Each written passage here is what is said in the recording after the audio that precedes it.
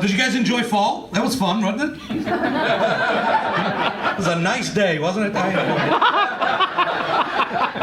Yeah, winter's already here. What the hell's happening? They did not read the invite correctly, I guess. I don't know. Like, this is the time of year usually you see the leaves changing. This year they committed suicide. This is that time of year, too, that, like, you got to get into a relationship real quick, right? You got to move things along fast. Say you love each other second date. Just do it.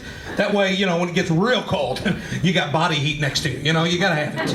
I've been working on it. Had a date last week with a lady. It's going pretty good, you guys. Pretty good. We actually ended up back at my place. Uh-oh. Yeah. I dimmed the lights. Put on some Sade, because I'm a smooth operator. And then the romance started to heat up. We adjourned to my bedroom. Uh-oh. Yeah, then the romance came to a screeching halt when she found out my cat had peed all over my bed. Yeah, things got even worse when she discovered I don't have a cat. I'm just kidding, you guys. I have a cat. I don't have a bed. So I had peed all over my cat. Right in front of her. And she wasn't my date. He was my landlord. I say was because now we're in a relationship. I'm not that into him, but you know, he liked what he saw and I can't afford to lose this deposit. City living, am I right? Yeah, that is the word on the streets, what they say. You can never forget how to ride a bike. Which gives me great confidence, you know, in case I ever get amnesia. So at least I got that. You know what I'm saying? I don't know my name, I don't know my address. I don't know if I'm attracted to brunettes or men. But I sure as heck know how to operate this Huffy White Lightning. I don't even know if this is my bike. That is not going to stop me from pedaling around town looking for clues to my identity. You know, I'm lucky enough to get to do comedy for a living. It's a fun job. I love it. But like even at this stage in my career, people still ask me to perform for free. They're like, oh, we don't have money in the budget to pay you, but here's what we'll do. We'll give you free drinks all night long, which is a terrible idea when you think about it. It's like, oh, we want you to come out to our venue, be sharp and quick-witted so our audience has a good time and they come back. Not going to give you any cash, though. No, instead, we're going to give you an unlimited supply of this substance guaranteed to impair your motor skills. If you guys are anything like me, you like to get paid as much as possible. So I did a gig like that recently. Had about 7 Long Island iced teas. Yeah, that is too many. That is too many. After the show, I went home, started to cry. Called my dad and told him to tell me he's proud of me. I didn't even ask, are you proud of me? I said, tell me you're proud of me. And as it turns out, I do not have my dad's phone number. Yeah, I had called the corporate offices of Dad's Root Beer. Left a very long voicemail. But it turned out for the best, you guys. They're sending me some coupons. They're proud of me. That's right. We got any parents of young kids here tonight? Anybody have yeah, you do? Yeah. You all have kids. What, would you guys just get a Groupon for a babysitter? Is that how that works? How old are the kids? You have the youngest kids. That makes sense. You seem like you would have the youngest kids. How old are your kids? She has no idea. They're sitting on a firehouse doorstep right now. If you guys can find the right one, you can be a parent too.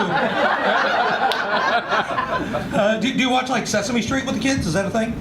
I used to. You used to, yeah. Now she's like, hell no. They're watching the L Word, and they're learning about some stuff. You know, you got to educate them, get them worldly. I am not a parent, but I recently became an uncle. Yeah, no need to applaud. I had nothing to do with the process. But now that I've been watching my nephew, we've been watching Sesame Street together. And you guys, I haven't been down to Sesame Street in a while, and things are changing on the streets. I just found this out. I guess it's been going on for a few years, but it's been a while since I've visited. Apparently Cookie Monster no longer eating just cookies. Have you heard this?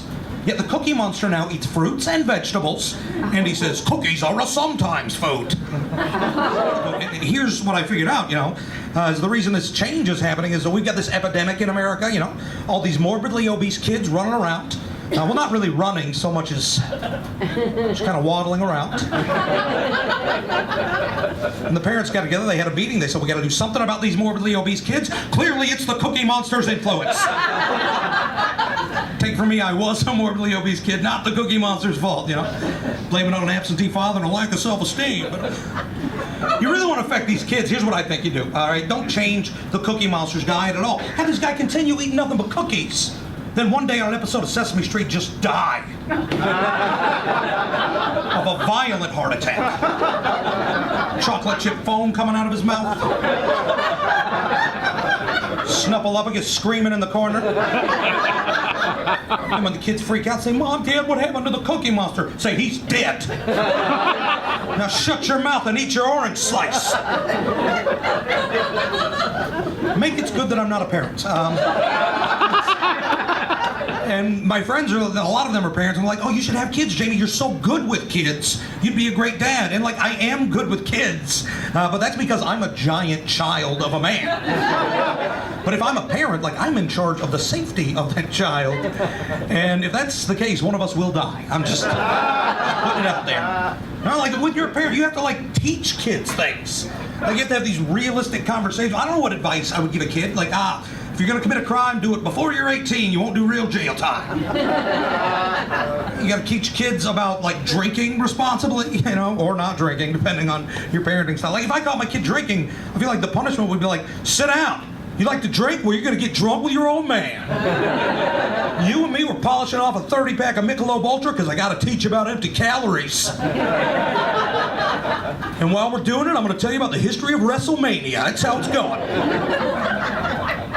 You have to have a sex talk with the kids. I don't know how I would have a sex talk with kids because like it's got to be a serious talk, and like I still think sex is hilarious, right? Like when you think of really sex, like what we do and what we do it with, it's freaking hilarious. Come on. Like I guess my sex talk would be like, oh, sit down, Junior. We can have a sex talk. You know that part of your body that you pee out of? You're not gonna believe what your mom lets me do with mine.